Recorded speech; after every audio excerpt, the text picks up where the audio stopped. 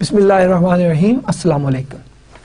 गुज़श्ता lecture में हमने economic applications of derivatives किए थे और कुछ कंसेप्ट्स हमने आपके क्लियर किए थे, जिसमें elasticity of demand, elasticity of supply हमने देखा था किस तरह से हम कैलकुलेट करते हैं। फिर हमने देखा था कि किस तरह से प्रोडक्शन के अंदर average productivity of labour, average productivity of capital, marginal productivity of labour and marginal productivity of capital हम कैलकुलेट करते हैं with the help of derivatives. इसी तरह से हमने यूटिलिटी के कंसेप्ट्स देखे थे और यूटिलिटी के जो टोटल यूटिलिटी से मार्जिनल यूटिलिटी किस तरह निकालते हैं और फिर मार्जिनल यूटिलिटी का जो हम टेबल किस तरह से डिराइव करते हैं, ये हमने कल देखे थे। आज के इस लेक्चर में हम दो कंसेप्ट जो हैं वो और देखेंगे, एक कॉस्ट कंसेप्ट है और एक रेवेन्यू कंसेप्ट है। सो सबसे पहले हम कॉस्ट कंसेप्ट से शुरू होते हैं। कॉस्ट के हवाले से कुछ बातें आपको याद दिला दें। हमने आपको एक चैप्टर पढ़ाया था कॉस्ट ऑफ प्रोडक्शन, उसमें हमने आपको बताया था कि शॉर्ट रन और लॉन्ग रन के अंदर कॉस्ट है डिफरेंट होती है। शॉर्ट रन के अंदर कॉस्ट के कंसेप्ट हमने आपको बताए थे, 7 कंसेप्ट होते हैं। एक टोटल कॉस्ट, एक फिक्स्ड कॉस्ट, एक वेरिएबल कॉस्ट, एक एवरेज कॉस्ट, एक एवरेज वेरिएबल कॉस्ट, फिर एवरेज फिक्स कॉस्ट और 7th वन था मार्जिनल कॉस्ट। सो आपको याद हो टोटल कॉस्ट सम होता है वेरिएबल और फिक्स्ड का। वेरिएबल कॉस्ट वो होती है जो आप प्रोडक्शन बढ़ाएं तो ज्यादा हो जाती है, प्रोडक्शन कम करें तो कम हो जाती है।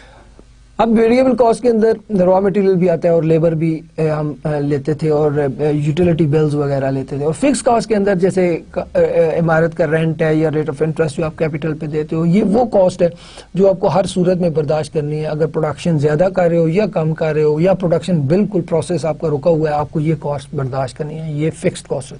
सो टोटल कॉस्ट जो है वो वेरिएबल कॉस्ट और फिक्स कॉस्ट का सम होता है।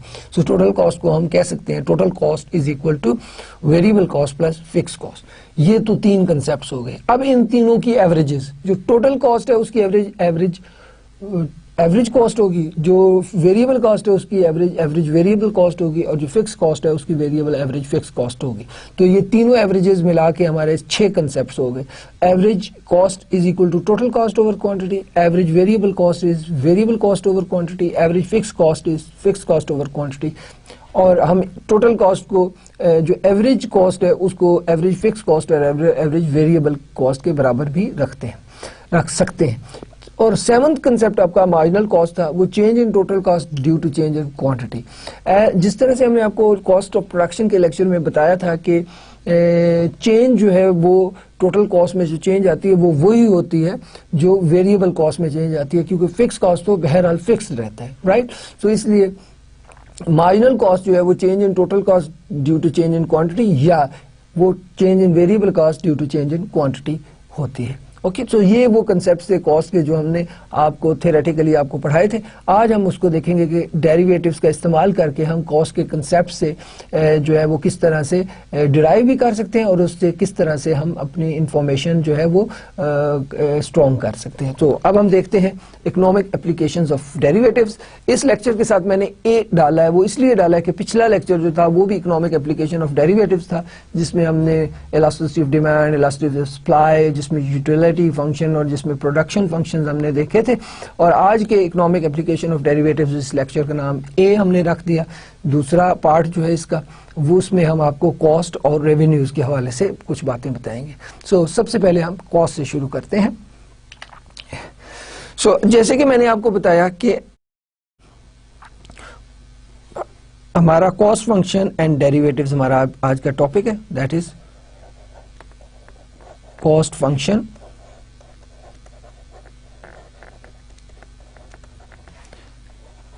And derivatives.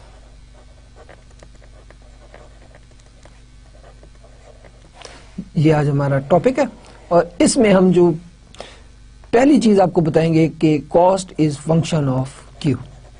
कॉस्ट डिपेंड करती है क्वांटिटी पर। क्वांटिटी ज्यादा होगी कॉस्ट ज्यादा होगी, क्वांटिटी कम होगी कॉस्ट कम होगी। उसके बाद हम आपको बताते हैं कि मार्जिनल कॉस्ट होगी change in cost due to change in quantity, right. उसके बाद हम आपको बताएं कि अगर हमने स्लोप ऑफ मार्जिनल कॉस्ट निकालनी है तो वो होगा मार्जिनल कॉस्ट का डेरिवेटिव, राइट? वो क्या होगा? मार्जिनल कॉस्ट का डेरिवेटिव।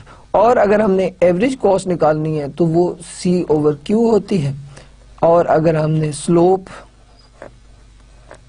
ऑफ मार्जिनल कॉस्ट निकालनी है तो वो क्या होगा? एवरेज कॉस्ट का फर्स्ट डेरिवेटिव।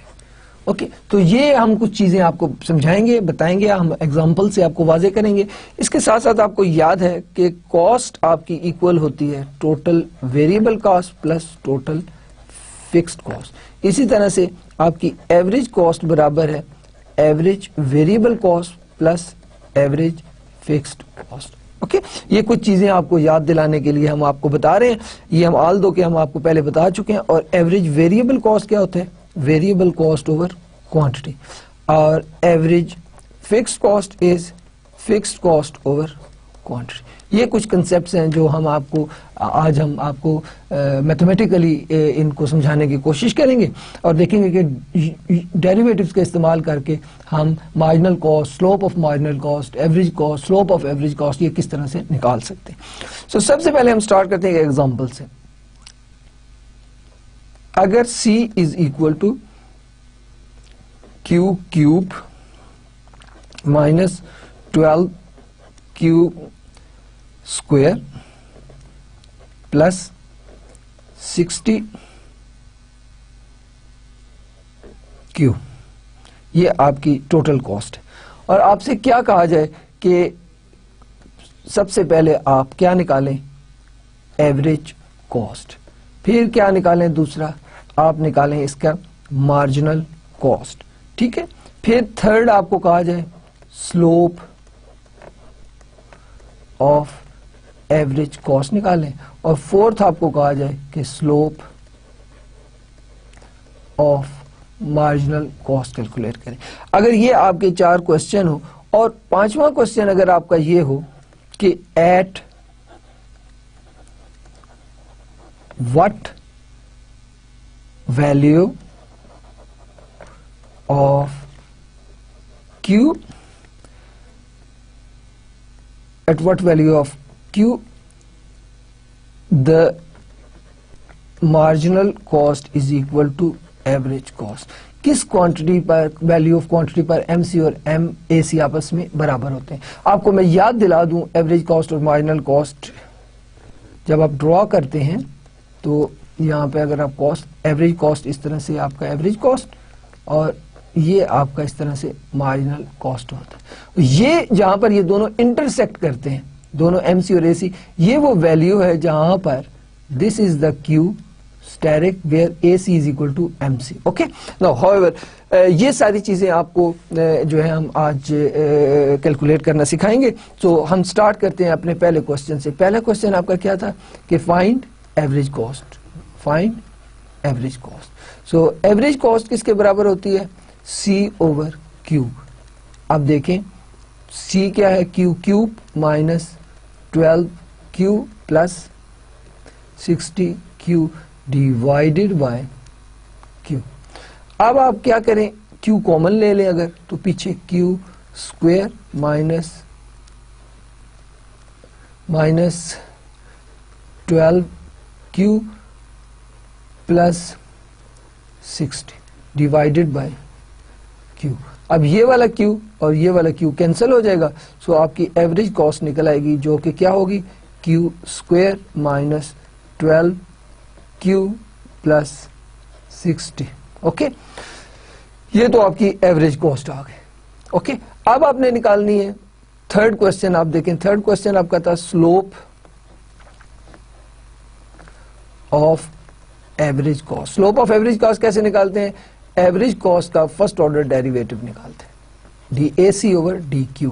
सो वो क्या आएगा? 2Q का डेरिवेटिव क्या होता है? पावर मल्टीप्लाई हो जाएगी, कोफिशिएंट, कोफिशिएंट है 1, सो पावर कोफिशिएंट से मल्टीप्लाई हो जाए तो ये हो जाएगा 2। पावर में से 1 माइनस हो जाएगा, 2 में से 1 माइनस होगा तो 1 रहेगा, वो लिखने की जरूरत नहीं है। और फिर -12 का जो ये लीनियर फंक्शन है इसमें उसका कोफिशिएंट इसका क्या होगा? डेरिवेटिव होगा। ओके, और 60 का डेरिवेटिव क्या है, कांस्टेंट का डेरिवेटिव क्या होता है, 0, तो वो हम 0 ही रहने देंगे, लिखने की जरूरत नहीं। तो ये तीसरा क्वेश्चन भी आपका सॉल्व होगा। अब हमने निकालना है आपका लेट्स से दूसरा क्वेश्चन, राइट। सो दूसरा क्वेश्चन क्या है, वो है मार्जिनल कॉस्ट निकालनी। मार्जिनल कॉस्ट क्या होती है, first order derivative of total cost function. Total cost function आपका ये गिवन है, राइट। सो 3q का q स्क्वायर q क्यूब का डेरिवेटिव क्या है आपका, that is 3q square minus 12q square का 12 इंटू 2 दैट विल बिकम 24, और q स्क्वायर में से 1 माइनस होगा तो 1 रह गया, लिखने की जरूरत नहीं, राइट। और इसी तरह से प्लस आपकी मार्जिनल कॉस्ट 60q का डेरिवेटिव आ जाएगा 60, ओके। तो ये आपकी मार्जिनल कॉस्ट भी निकल आई। अब आप देखें कि आपने स्लोप ऑफ मार्जिनल कॉस्ट निकालनी है। क्या निकालनी है, स्लोप ऑफ मार्जिनल कॉस्ट, यानी कि क्वेश्चन 4 सॉल्व करने हैं आपने। तो slope of marginal cost is equal to marginal cost का फर्स्ट ऑर्डर डेरिवेटिव लें, उसकी स्लोप चेंज होती है ना, चेंज निकालने के लिए फर्स्ट ऑर्डर डेरिवेटिव लेते हैं। तो मार्जिनल कॉस्ट का आप डेरिवेटिव, ये आपके पास मार्जिनल कॉस्ट है। तो 3q स्क्वायर का क्या आएगा, 6q और माइनस 24, ओके। सो ये आपका क्या आ गया, slope of marginal cost, okay. अब आपका फिफ्थ क्वेश्चन क्या था, at what value q mc is equal to ac, right. At the what value of q ac और mc आपस में बराबर है। तो सिंपली आपने क्या करना है, ac और mc को इक्वल रख देना है। तो आप देखें आपकी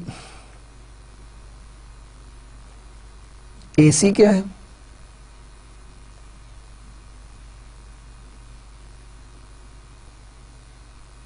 और ये आपकी AC is equal to MC।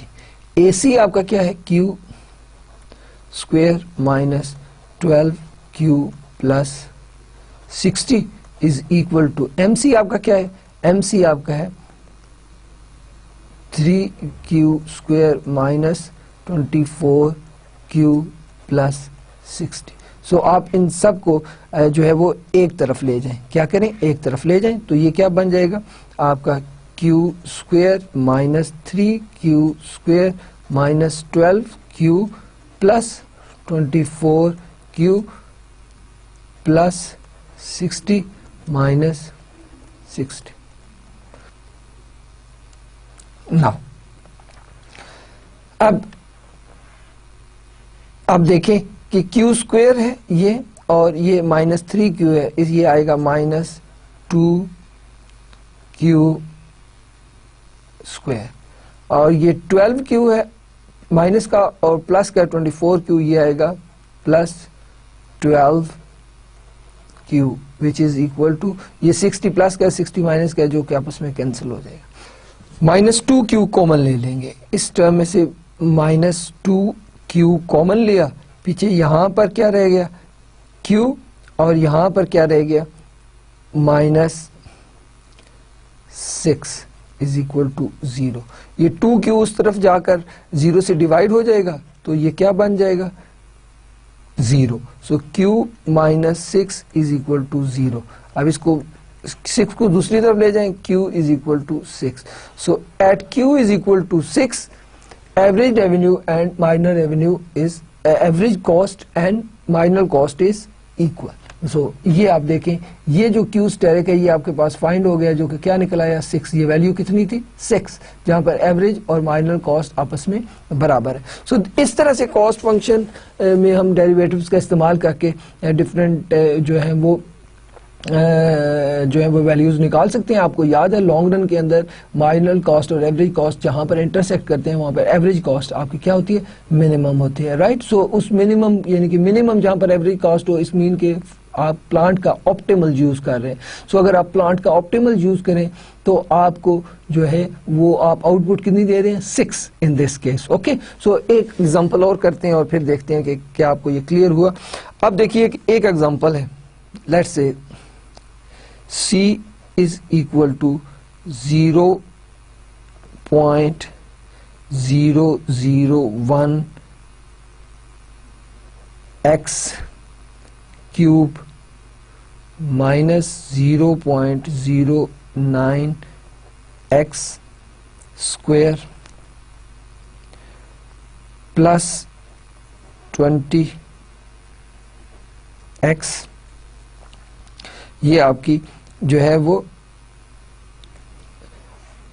Cost का फंक्शन गिवन है। अब आपको क्वेश्चन क्या क्या किए जा रहे हैं। पहला क्वेश्चन आपका ये है कि आप क्या निकालें, इसका एवरेज कॉस्ट निकालें। क्या निकालें? Average cost. अब यहां पर क्वांटिटी को रिप्रेजेंट कर रहा है एक्स, राइट, तो एवरेज कॉस्ट क्या होगा? C over X. Okay, now C आपका क्या है? 0.001 X cube minus 0.09 x square plus 20 X divided by X. So आपका एवरेज कॉस्ट, अगर हम इसमें से x कॉमन ले लें तो ये आएगा 0.001 x square minus 0.09 x plus 20 divided by x। तो ये x से कैंसिल हो गया, तो एवरेज कॉस्ट आ जाएगी आपकी 0.001 x square minus 0.09 x plus 20। ये आपका क्या आ गया? Average cost. सो आपने एवरेज कॉस्ट निकाल ली। किस तरह से? अब आपने इस इक्वेशन के अंदर देखें कि क्वांटिटी को रिप्रेजेंट कर रही है एक्स, राइट। सो कमोडिटी जो प्रोड्यूस कर रहे हैं उसको हम एक्स से डिनोट करते हैं, राइट। तो एवरेज कॉस्ट निकालनी आपको यकीनन आ गई होगी, राइट। अब हम दूसरा क्वेश्चन देखते हैं, वो है स्लोप ऑफ एवरेज कॉस्ट निकालें। दूसरा क्वेश्चन क्या है? स्लोप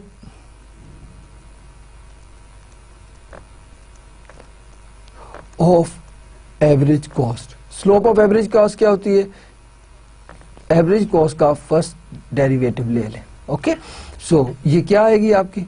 एवरेज कॉस्ट आपके सामने है, इसका फर्स्ट ऑर्डर डेरिवेटिव लेंगे, 2 मल्टीप्लाई होगा 0.001 से, तो ये हो जाएगा 0.002x और इसका कोफिशिएंट ही इसका डेरिवेटिव होगा, राइट।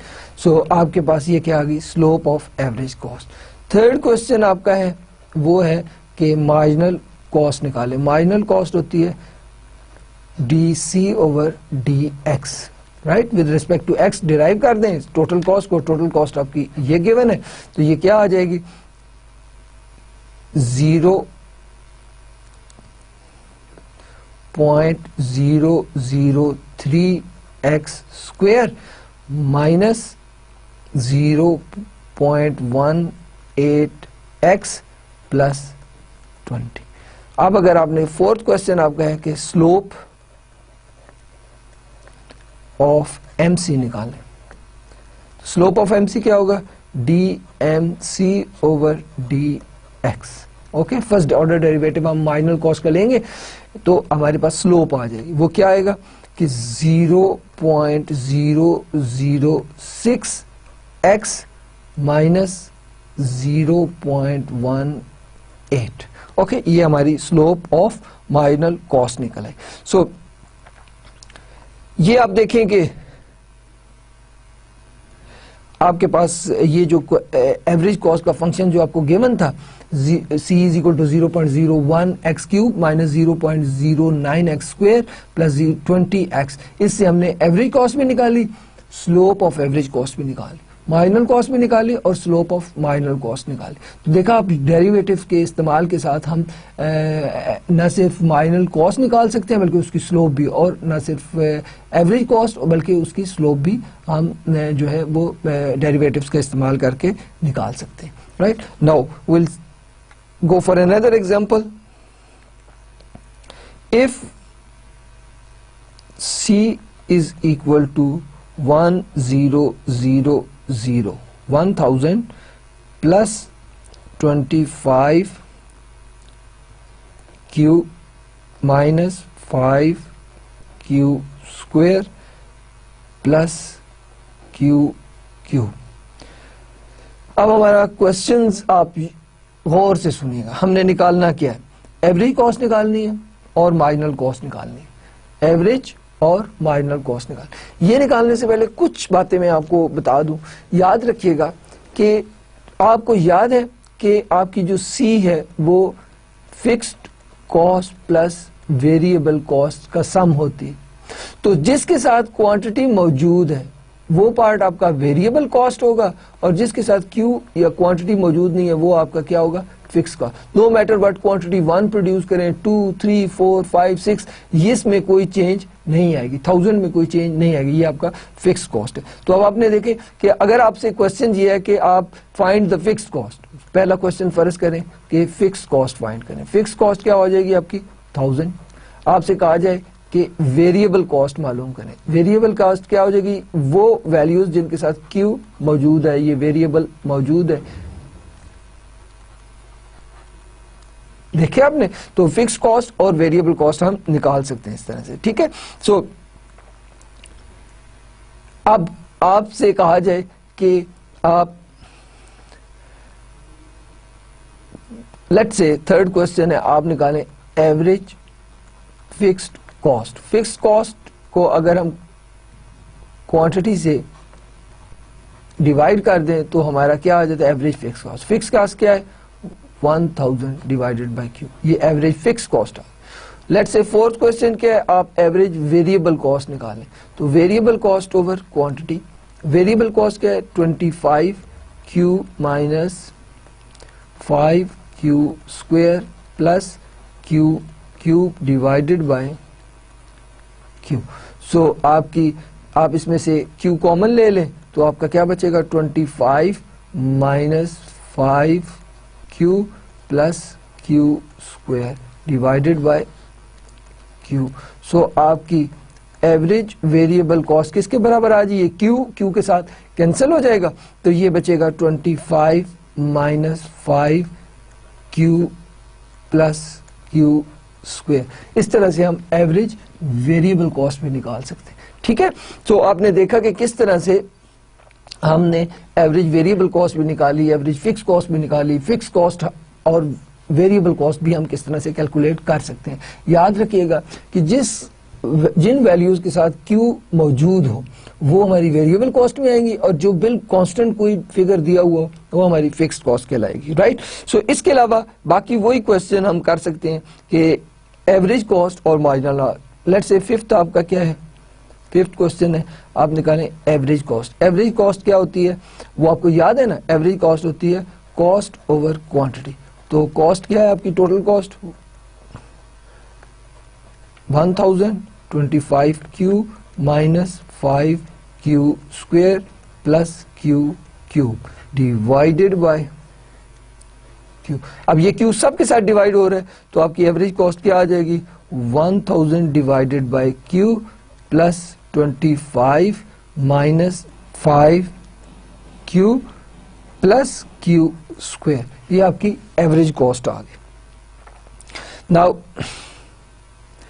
नेक्स्ट आप ये भी क्वेश्चन सॉल्व कर सकते हैं कि अब आप इसको इस तरह से भी लिख सकते हैं, average cost is equal to, ये नीचे है इसको ऊपर अगर ले जाएंगे तो ये Q माइनस 1 हो जाएगा, पावर -1, नीचे अगर जो है वो +1 है तो ऊपर जाके ये -1 हो जाएगा, plus 25 minus 5Q plus Q square.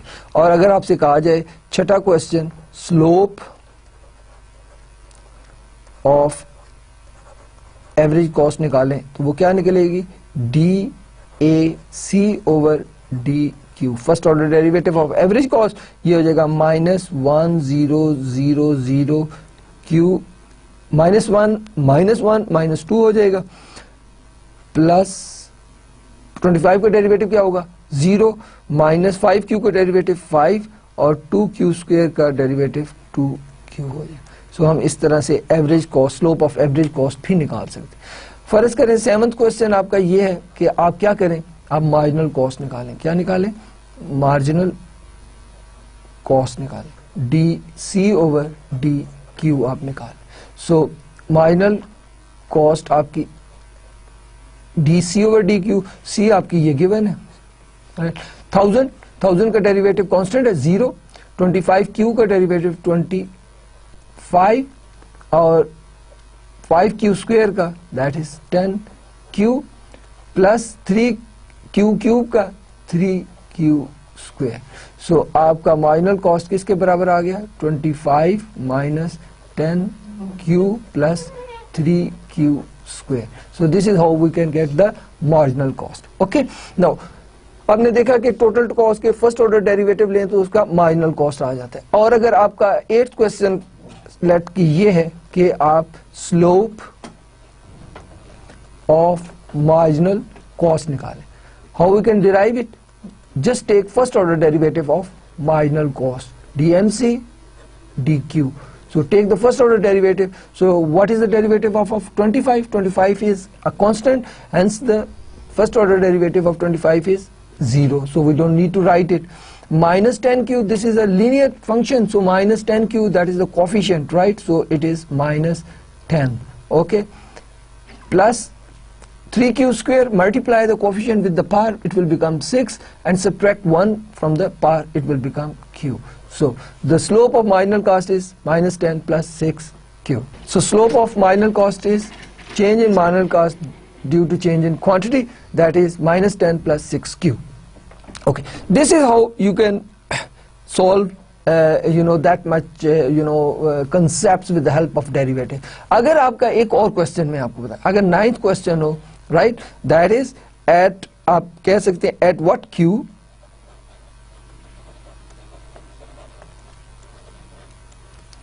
average variable cost is equal to marginal cost. So आपने average variable cost कहीं पे डिराइव की है? This is the average variable cost, okay, is equal to marginal cost. Marginal cost आपने कहाँ पे derive की है? This is your marginal cost, okay. So इनको equate करते, so at what q marginal cost is equal to average variable cost. So you can do that MC is equal to AVC. So what is MC? That is 25 minus 10q plus 3q square is equal to, what is average variable cost? That is 25 minus 5q plus q square.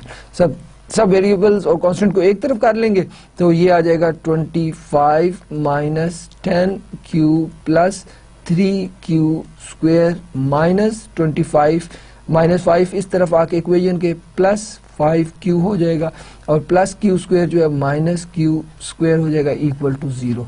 Now you can see that this is minus 25 and this is plus 25, ये तो cancel हो गया.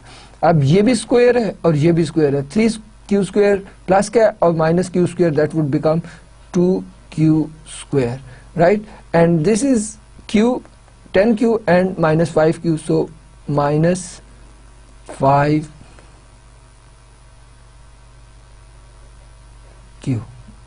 Okay, so is equal to 0. Now इसमें से आप q common ले लें, that will become q common, तो ये 2q minus 5 is equal to 0. q उस तरफ जाके 0 से डिवाइड होगा, 0 हो जाएगा, so 2q minus 5 is equal to 0. So 2q, हमने q सॉल्व करना है, सॉल्व इट फॉर q, 5 उस तरफ चला गया, सो इधर 2 मल्टीप्लाई हो रहा है, वहां पर जाके डिवाइड हो जाएगा, so q will become 2.5. So at q 2.5 MC intersect ABC. आपको याद है ना, ये आपको याद दिलाता हूं, ये क्वांटिटी और ये कॉस्ट, ये आपकी एवरेज वेरिएबल कॉस्ट होती थी, एवरेज वेरिएबल कॉस्ट, और ये आपकी मार्जिनल कॉस्ट होती थी. ये वो पॉइंट है, ये वो क्वांटिटी है, that is 2.5. At 2.5 AC is equal to ABC is equal to MC. So this is how we can use the derivative. आपने खुद अंदाजा लगाया होगा कि डेरिवेटिव्स किस कदर यूजफुल होते हैं. आपके बहुत सारे कंसेप्ट्स जो हैं, जो आपने थ्योरेटिकली पढ़े हैं, उन्हें मैथमेटिकली डिराइव करने में और प्रूव करने के हवाले से. ओके, नाउ ये तो वो कुछ चीजें थी जिनको हमने आपको समझा के कॉस्ट के हवाले से आपको बताई और कुछ कंसेप्ट्स आपके क्लियर कराए. अब हम आपके रेवेन्यू फंक्शन एंड डेरिवेटिव्स हम देखेंगे कि रेवेन्यू फंक्शंस के हवाले से डेरिवेटिव्स किस कदर जो है हमारे जो है वो यूजफुल होते हैं और हम डेरिवेटिव्स को किस तरह से यूज करते हैं जो आपके रेवेन्यूज के फंक्शन है उनको डिराइव करने के हवाले से। ओके, सो सबसे पहले हम आपको बता दें रेवेन्यू होता क्या है। रेवेन्यू किसी चीज को बेचकर जो किसी प्रोड्यूसर को पैसे मिलते हैं उसे रेवेन्यू बोलते हैं। फर्ज करें अगर एक प्रोड्यूसर 10 चीजें बेच रहा है तो प्राइस 5 है, तो उसने 10 चीजें बेची हैं तो प्राइस उसकी 5 है, तो उसको रेवेन्यू कितने होंगे 50। ये भला आपको कैसे पता चला? आपने सिंपली प्राइस को क्वांटिटी से मल्टीप्लाई कर दिया तो आपके रेवेन्यूज आ गए। सो ये कुछ चीजें हमने बताई थी। इसके अलावा हमने आपको रेवेन्यूज का चैप्टर थेरेटिकली पढ़ाते हुए ये भी बताया था कि पावर कंपटीशन के रेवेन्यूज, मोनोपोली के रेवेन्यूज, मोनोपोलिस्टिक कंपटीशन के रेवेन्यूज, इनमें थोड़ा सा डिफरेंस होता है।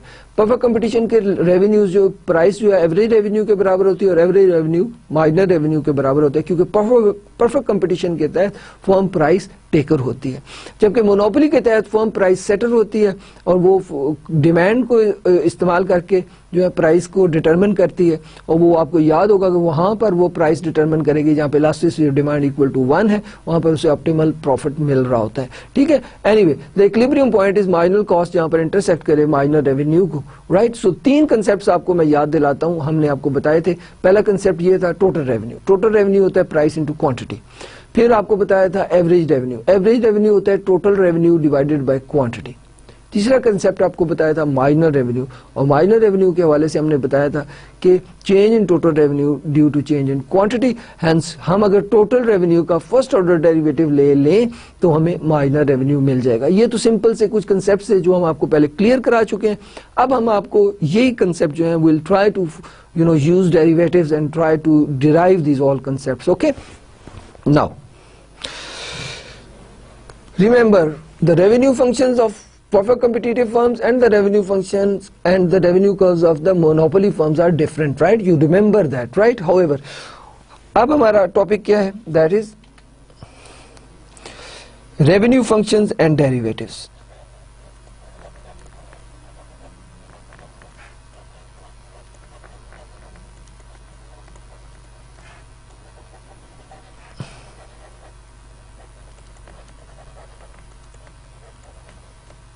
Revenue functions and derivatives. This is our today's topic now. आपको याद होगा पहली चीज कि revenue is function of quantity. ठीक है, आपको ये भी याद होगा कि average revenue is revenue over quantity, and ultimately आपको ये भी याद होगा कि revenue is equal to price into quantity. So it mean कि रेवेन्यू की जगह पे अगर हम पी क्यू रख दें और क्वांटिटी से डिवाइड कर दें तो ये आपका प्राइस, तो एवरेज रेवेन्यू प्राइस के बराबर आते हैं। तो माइनर रेवेन्यू दैट हमने आपको बताया था delta revenue minus delta Q, so या D R over D Q first order derivative अगर हम टोटल रेवेन्यू कर लें तो हमें माइनर रेवेन्यू मिल जाएंगे। सो ये कुछ रेवेन्यूज के हमने कंसेप्ट आपको याद कराए और आप अच्छी तरह से देखिएगा। अब वो लेक्चर पहले देखिएगा, फिर इन स्लाइड्स को गौर से देखिएगा तो आपको बेहतर तौर पे कंसेप्ट क्लियर होगा। ओके, नाउ अगर हम आपको एक एग्जांपल करके दिखाते हैं, अगर आपको रेवेन्यू फंक्शन गिवन है R is equal to 250Q minus 3Q square. अब आपका पहला क्वेश्चन आपसे ये कहा जाए कि एवरेज रेवेन्यू फाइंड करो। एवरेज रेवेन्यू का फॉर्मूला आपको याद है, रेवेन्यू को क्वांटिटी से डिवाइड कर दो simply, that is 250Q minus 3Q square divided by Q। So what you will do is that Q common ले लें, that would become 250 minus 3Q divided by Q। So Q से cancel हो गया, so 250 minus 3Q, this would become your average revenue. So अगर दूसरा question है आपका कि find marginal revenue. Marginal revenue क्या है? First order derivative of total revenue, right. So total revenue क्या था आपका? This is total revenue function. 250Q का डेरिवेटिव क्या होगा? लीनियर है, तो इसका कोफिशिएंट जो है 250 आपका डेरिवेटिव आ गया, और second part minus 3Q square का कोफिशिएंट से मल्टीप्लाई होगा पार, 3 2 6 हो जाएगा, और Q 2 माइनस 1 रह जाएगा, लिहाजा 6Q आपका मार्जिनल रेवेन्यू। अगर आपको टोटल रेवेन्यू का फंक्शन गिवन है और उससे आपने एवरेज रेवेन्यू और मार्जिनल रेवेन्यू निकालने हैं, तो एवरेज रेवेन्यू निकालना है तो क्या करेंगे, you will divide the revenue with quantity, and if you want to find the minor revenue if total revenue is given, what you will do is that simply what you will do, you simply take the first order derivative of total revenue, because initially जब हम आपको पिछले lecture में derivatives के बारे में बता रहे तो हमने आपको बताया था if you want to find the change in any function you will have to take its first order derivative. Now the change, for the change mathematically we use derivatives. It means कि change in revenues minor revenue कहलाता है, तो उसका change लेने के लिए हम derivative का इस्तेमाल करते हैं, first order derivative लेते हैं तो हमारा minor revenue आ गया. अब अगर एक क्वेश्चन हो कि स्लोप आप देखें एवरेज रेवेन्यू की और स्लोप देखें माइनर रेवेन्यू की, राइट. अब हमने देखने स्लोप एवरेज की रेवेन्यू की और स्लोप माइनर रेवेन्यू की निकालनी हमने, और फिर हमने उनका रिलेशनशिप देखने. सो थर्ड क्वेश्चन आपको हो जाएगा स्लोप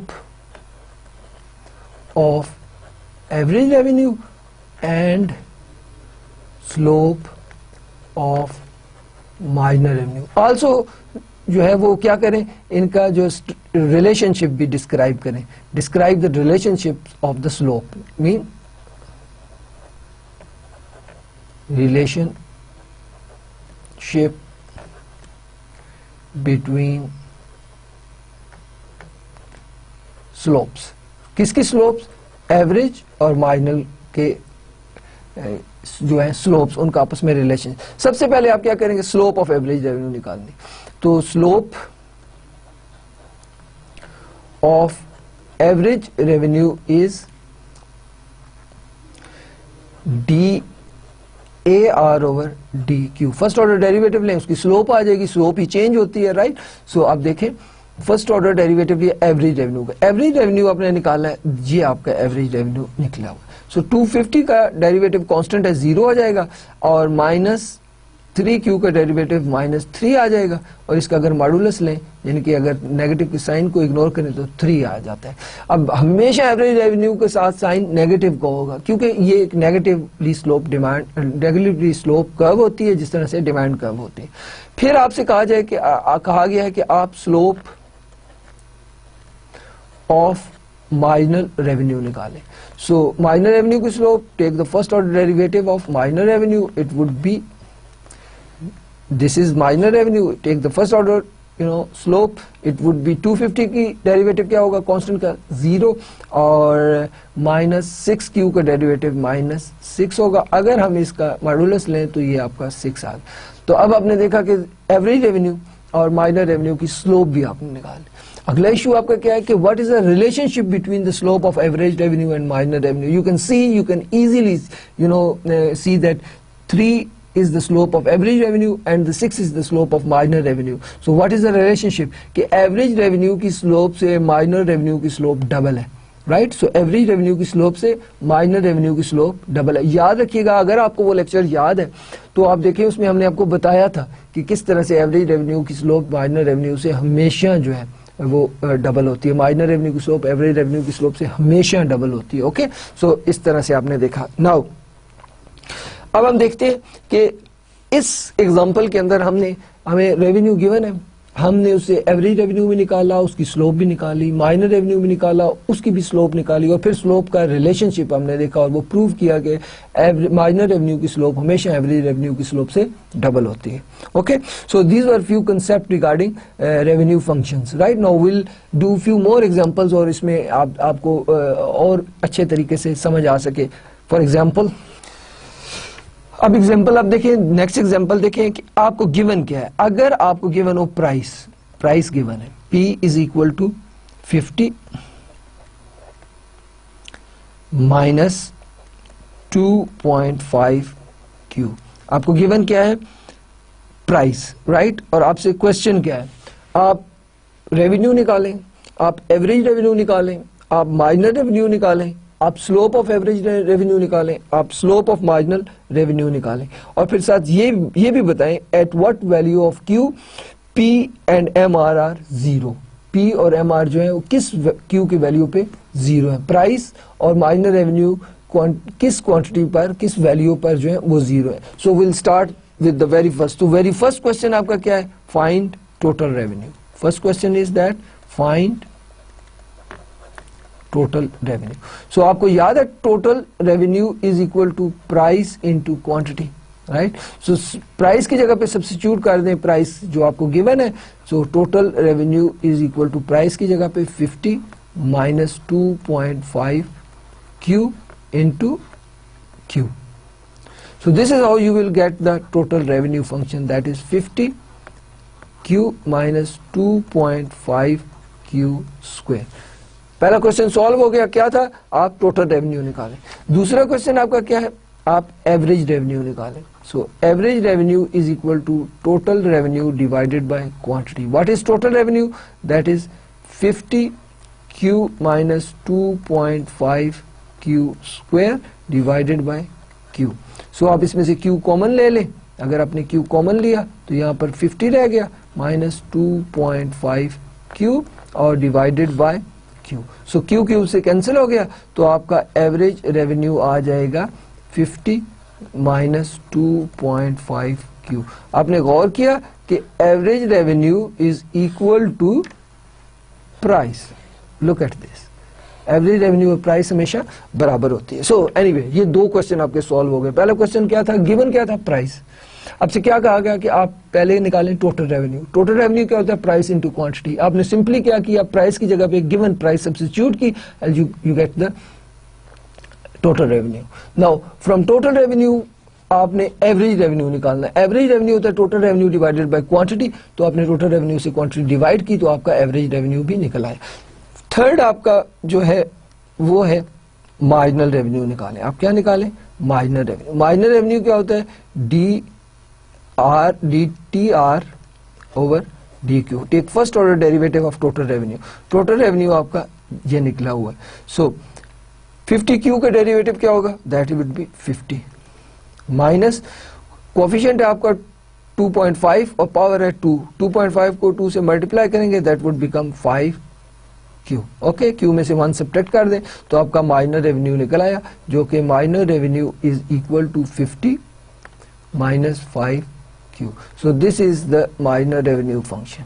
सो आपने देखा आपके 3 क्वेश्चन सॉल्व हो गए। टोटल रेवेन्यू निकल आया, एवरेज रेवेन्यू निकल आया और माइनर रेवेन्यू निकल आया।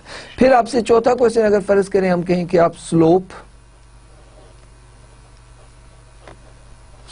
ऑफ एवरेज रेवेन्यू निकालें, तो एवरेज रेवेन्यू की स्लोप आपने अगर निकालनी हो तो क्या करेंगे आप, slope of average revenue is equal to DAR over DQ। Average revenue का फर्स्ट डेरिवेटिव, एवरेज रेवेन्यू का फर्स्ट डेरिवेटिव लेंगे तो एवरेज रेवेन्यू आपका यहाँ पे आपने सॉल्व किया हुआ है और ये आ जाएगा 50 का डेरिवेटिव क्या आ जाएगा 0 और माइनस 2.5 का आपका आ जाएगा 2.5 आपका डेरिवेटिव। अगर आपने इसका मॉडुलस लिया तो ये आपका आ गया 2.5। ओके, फिफ्थ क्वेश्चन आपका ये है कि स्लोप ऑफ MR निकालें। तो slope of marginal revenue is DMR over DQ। That would be marginal revenue को फर्स्ट ऑर्डर डेरिवेटिव ले। मार्जिनल रेवेन्यू आपने यहां पे निकाला हुआ है, तो 50 का डेरिवेटिव 0 माइनस 5Q का डेरिवेटिव माइनस 5 और अगर हम इसका मॉडुलस लें तो ये आता है 5। तो इसकी स्लोप 5 आई, एवरेज रेवेन्यू की स्लोप 2.5 है। तो देखा वो रिलेशनशिप जो है वो होल्ड कर गया। वो क्या रिलेशनशिप था कि माइनर रेवेन्यू की स्लोप एवरेज रेवेन्यू की स्लोप से हमेशा डबल होती है, राइट। वो आपको मैं याद दिला देता हूं। ये देखें, आपको याद होगा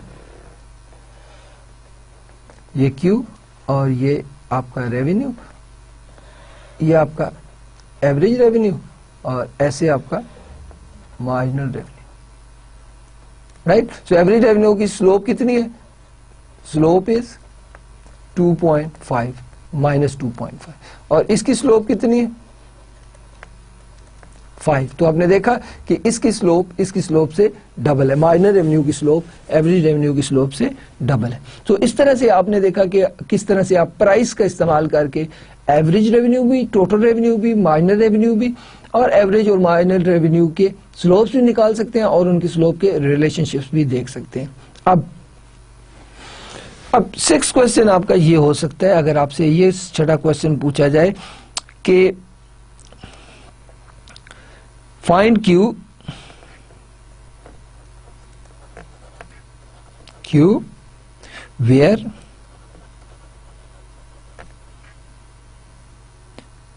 P and minor revenue are 0. P and minor revenue is 0. Find quantity where P and minor revenue is equal to 0. अब P बेसिकली एवरेज रेवेन्यू होता है, right? P is equal to average revenue. आपने देखा ना कि ये आपका price है और ये आपका एवरेज रेवेन्यू है, राइट? तो आप देखेंगे ये सेम है. जो P और average revenue and MR are 0. So very simple, it's very very simple. Minor revenue आपका क्या था? That is 50 minus 5Q, right? That आप उसको 0 करके सॉल्व कर लें तो ये आपका आ जाएगा 5Q. ये आपका MR था ना, MR 50 माइनस 5Q, उसको 0 के बराबर रख लें तो इसे सॉल्व करें, आपको वो क्वांटिटी मिल जाएगी जहां पर MR जो है वो 0 है. So is equal to 50. So Q is equal to 50 divided by 5, so Q is equal to 10. So अगर क्वांटिटी 10 होगी तो माइनर रेवेन्यू कितना होगा? 0. इसी तरह से दूसरा पार्ट है आपका क्वेश्चन का, P या एवरेज रेवेन्यू. चाहे P is equal to average revenue is equal to 50 minus 2.5Q, इसको 0. तो इसे सॉल्व कर लें. तो आप सॉल्व करेंगे तो ये आ जाएगा 2.5Q is equal to 50. So Q is equal to 50 divided by 2.5. So Q आपका आ जाएगा, आप इसे पॉइंट खत्म करेंगे, ऊपर 10 लग जाएगा, 500 डिवाइडेड बाई 25 आ जाएगा, 25. ये आंसर आपका जो है वो, तो आंसर आपका क्या आ जाएगा? 20. So at Q is equal to 20, अगर क्वांटिटी 20 हो तो एवरेज रेवेन्यू या आपका जो है वो प्राइस जो है वो 0 के बराबर होगी. Okay, so Q is equal to 10 पे माइनर रेवेन्यू 0 होगा और Q इज इक्वल टू 20 पर आपकी प्राइस या एवरेज रेवेन्यू 0 के बराबर होंगे. ओके, सो इस एग्जांपल से आपको और ज्यादा वाज़ेह हो गया होगा कि किस कदर हमारे डेरिवेटिव्स जो हैं वो हमें रेवेन्यू के कंसेप्ट को समझने में जो है वो हेल्पफुल हो सकते हैं. Now will do another example. Now we'll do another example, and for example अगर हमारे पास ये एग्जांपल मौजूद हो, अगर हमसे ये क्वेश्चन हो, गिवन क्या हो, Q is equal to 30 minus 4P minus P square. Okay, so ये हमारे पास गिवन है. गिवन क्या है? Q is equal to 30 minus 4P minus P square, right? और while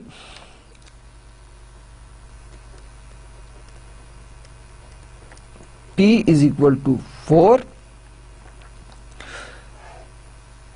find 1 elasticity of demand to marginal revenue. अगर ये question है तो हम किस तरह से सॉल्व करेंगे, राइट? सो अब सोचें कि अगर हमने इलास्टिसिटी ऑफ डिमांड निकालनी है और मार्जिनल रेवेन्यू निकालना है और हमें गिवन क्या हो, Q is equal to 30 minus 4P minus P square, तो और P गिवन हो 4, तो हमें इलास्टिसिटी ऑफ डिमांड निकालनी है. तो फर्स्ट पार्ट हम क्या करेंगे, हम सबसे पहले आप ये करते हैं, जो चीज आपने फाइंड आउट करनी है उसका फार्मूला लिख लें. Elasticity of demand is equal to dQ over dP into P over Q. Okay, so first of all हमें dQ ओवर dP चाहिए. हमें P गिवन है, अगर P गिवन है तो Q हम निकाल सकते हैं. सो सबसे पहले हम Q निकालते हैं. Q is equal to 30 minus 4P minus P square.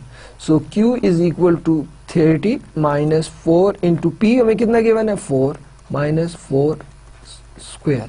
So Q is equal to 30 minus 16 minus 16. So okay, ये गलत हो गया, हम इसको दोबारा से करेंगे. P3 लेना था, 4 ले लिया. एनीवे, सो नाउ अगर आपके पास गिवन हो, अब हम ये एग्जांपल करते हैं और आप देखिएगा, अगर आपको गिवन क्या हो, Q is equal to 30 minus 4P minus P square, और क्या गिवन हो, while P is equal to 3, कहा क्या जाए, find first question that is elasticity of demand, और सेकंड क्वेश्चन आपसे कहा जाए कि मार्जिनल रेवेन्यू निकालना। ओके, सो पहला क्वेश्चन आपका क्या है, इलास्टिसिटी ऑफ डिमांड निकालना। इलास्टिसिटी ऑफ डिमांड कैसे निकालते हैं, उसका सबसे पहले आप फार्मूला लिख लें। हमेशा जो भी चीज आपने निकालनी है उसका पहले फार्मूला लिख लें, D Q over D P into P over Q. So आप देखें कि इसमें हमें D Q over D P भी चाहिए, पी भी चाहिए और क्यू चाहिए। पी हमें गिवन है तो क्यू हम निकाल लेंगे। Q is equal to 30 minus 4p minus P square, substitute कर दें 3 आप, तो ये बनेगा 30 minus 4 into 3 minus 3 square. So Q is equal to 30 minus 12 minus 9। So Q is equal to 30 minus 12 that is 18, 18 minus 9 that is 9। So Q आपके पास क्या आ गया, 9। P आपके पास गिवन है दैट इज 3। अब आपको चाहिए D Q over D P. So D Q over D P आपने निकालना है। So it is minus 4 minus 2p, first order derivative लिया हमने इस इक्वेशन का। सो अब p हमें मालूम है minus 4 minus 2 into 3, so D Q over D P minus 4 minus 6, so D Q over D P minus 10 आ गया। So D Q over D P आपके पास आ गया। अब फॉर्मूले में मौजूद तीनों चीजें आपके पास आ गई। Formula rewrite it, elasticity of demand is equal to D Q over D P into P over Q. So जो चीज भी आपने निकालनी है उसका सबसे पहले फार्मूला लिख दें। तो आपने फार्मूला लिखा इलास्टिसिटी ऑफ डिमांड का, तो it is D Q over D P into P over Q, ये इलास्टिसिटी ऑफ डिमांड का फार्मूला हो गया। अब इसमें वैल्यू सब्स्टिट्यूट कर लें। Elasticity of demand is equal to D Q over D P क्या है, माइनस 10, और पी कितना है दैट इज 3, क्यू कितना है that is 9। Okay, so elasticity of demand is equal to 3 ones are and 3 threes are 9, so minus 10 over 3. So elasticity of demand is equal to minus 3.3 and 3. So ये आपकी elasticity of demand निकल है। Okay, ये इस तरह से आपने अपना जो है वो पहला हिस्सा जो है वो आपने सॉल्व कर लिया। किस जरिए से, इलास्टिसिटी ऑफ डिमांड निकाल के फार्मूला लिखकर जो आपका डिमांड का फंक्शन है उसका फर्स्ट ऑर्डर डेरिवेटिव लिया और इनकी वैल्यूज को सब्स्टिट्यूट किया, हमारे पास आपका इलास्टिसिटी ऑफ डिमांड निकल आया। ओके, सो इस तरह से हमने इलास्टिसिटी ऑफ डिमांड फाइंड कर ली। अब अगर हम देखें कि हमें डिमांड का फंक्शन जो है वो क्वाड्रेटिक गिवन है और उससे हमने टोटल रेवेन्यू निकालना है। टोटल रेवेन्यू निकालेंगे तो प्राइस जो है वो निकालनी होगी हमें। We will have to solve the equation Q is equal to 30 minus 4p minus P square for p, जो कि क्वाड्रेटिक होने की वजह से उसके सोल्यूशन ज्यादा कॉम्प्लिकेटेड हो जाता है। तो अब हमने अगर इस सूरत में हमें दी हुई हो तो हम माइनर रेवेन्यू कैसे निकाल सकते हैं, ये बताने के लिए हम सबसे पहले आपको डिफरेंशिएशन का एक रूल याद दिला देते हैं। राइट, उसको कहते हैं प्रोडक्ट रूल। कौन सा rule, product rule. Product rule क्या होता है, फर्ज करें कि आपके पास अगर तो इस सूरत में हमें जो है वो डेरिवेटिव्स का एक रूल इस्तेमाल करना पड़ता है, उसे कहते हैं प्रोडक्ट रूल। अब प्रोडक्ट रूल आपको याद है, मैं अभी आपको याद भी दिला देता हूं कि अगर टोटल, आपको याद है ना, टोटल रेवेन्यू होता है प्राइस इनटू क्वांटिटी। अब प्रोडक्ट रूल क्या है, ये दो वैल्यूज हैं। राइट, सो इसको डिराइव करना है तो मार्जिनल रेवेन्यू निकालना है, वो होगा D T R over D Q. अगर ये प्रोडक्ट रूल हम इस्तेमाल करेंगे तो हम क्या करेंगे, पहली टर्म एज इट इज रख लेंगे, राइट, और दूसरी टर्म का derivative D Q over D Q ले लेंगे, प्लस साइन दरमियान में लगाएंगे। अब क्या करेंगे, दूसरी टर्म यानी कि क्यू रख लेंगे और दूसरी टर्म यानी कि D P over D Q का डेरिवेटिव ले लेंगे। अब आप देखें कि इस तरह से माइनर रेवेन्यू के हवाले से की हम बात कर रहे हैं तो ये डी क्यू और डी क्यू कैंसिल हो गया। सो माइनर रेवेन्यू का एक नया रिलेशनशिप आपके सामने आ गया कि P is equal to minor revenue is equal to P plus Q into D P over D Q. So आपने देखा कि ये माइनर रेवेन्यू के निकालने का एक और तरीका आपके सामने लिख दिया मैंने, right. So minor revenue is equal to P plus Q, और क्यू के साथ DP over D Q multiply हो रहा है, राइट। सो अब आपको देखें, प्राइस आपको ऑलरेडी मालूम है, ओके, दैट इज 3, क्यू आपको मालूम है, आपने वो निकाल लिया, दैट इज 9, और डीपी ओवर डी क्यू निकालने के लिए आपने देखा, आपने क्या निकाला था, डी क्यू ओवर डीपी, ये देखें D Q over DP. So अगर D Q over D P is equal to -10 है, तो then D P over D Q क्या होगा, इसको उल्टा दिया हमने, तो ये भी हमें उल्टाना पड़ेगा, तो ये हो जाएगा -1/10, okay. So D P over D Q हो गया -1/10। सो अब आप देखें कि माइनर रेवेन्यू के इस माइनर रेवेन्यू के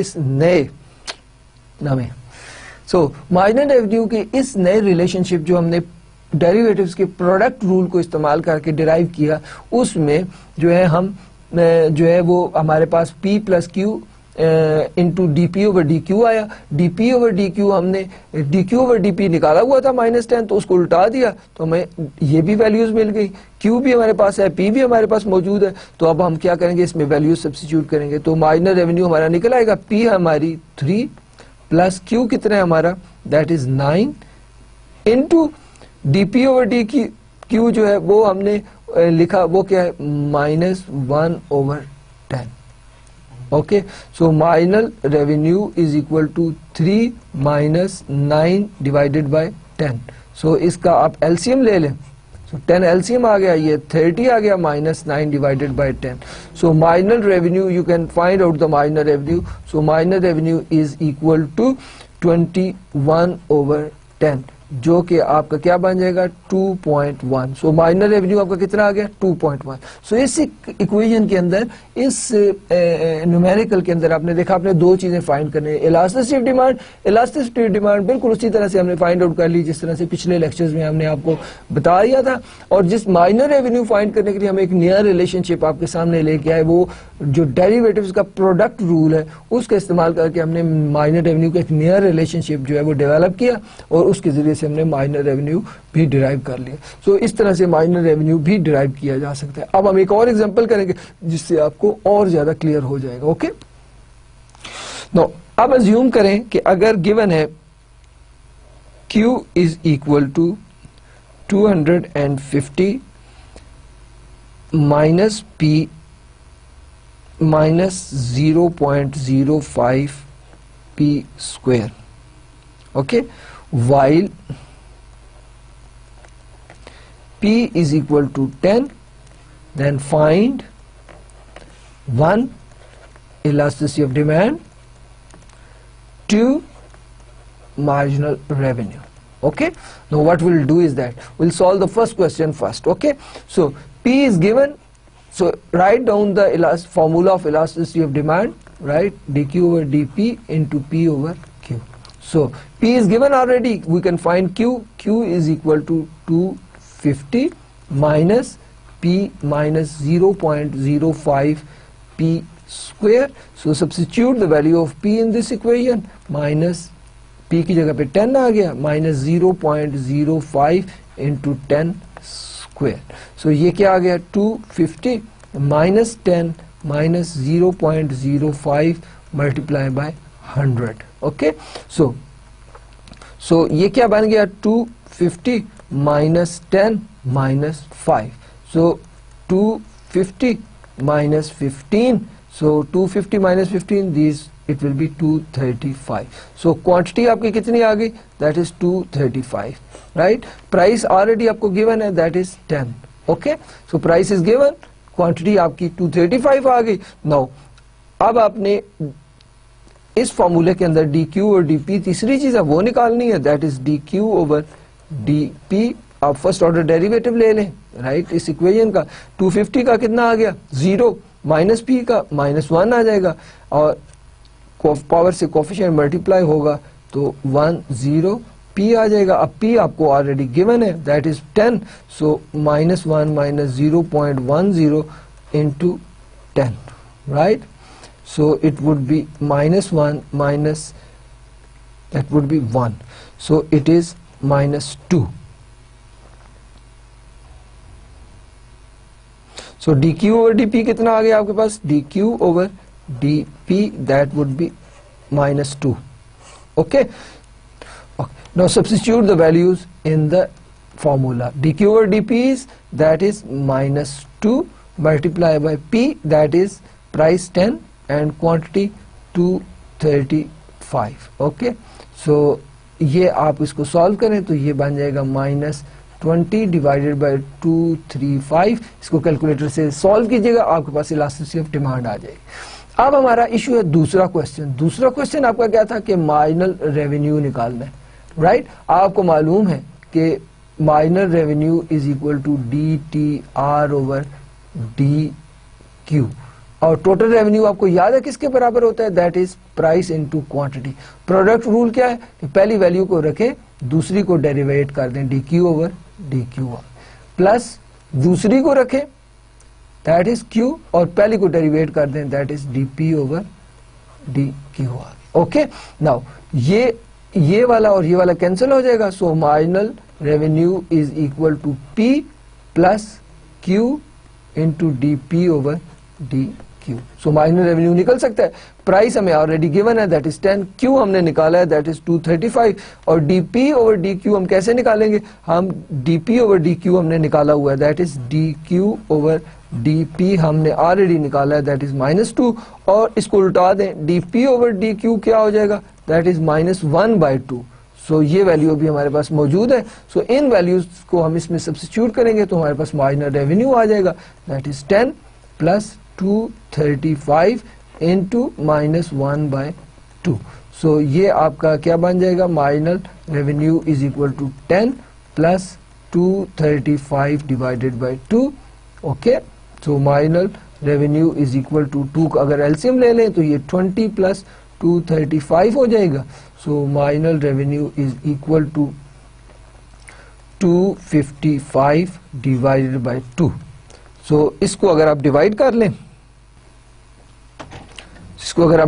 लें कैलकुलेटर की मदद से तो आपको मार्जिनल रेवेन्यू भी मिल जाएगा. सो इस तरह से हमने देखा कि हम इन एग्जाम्पल्स की मदद से आपको हम ये बता पाए हैं कि आपके डेरिवेटिव्स जो हैं वो आपके इकोनॉमिक फंक्शंस यानी कि कॉस्ट और रेवेन्यूज में किस कदर हेल्पफुल और यूजफुल हो सकते हैं.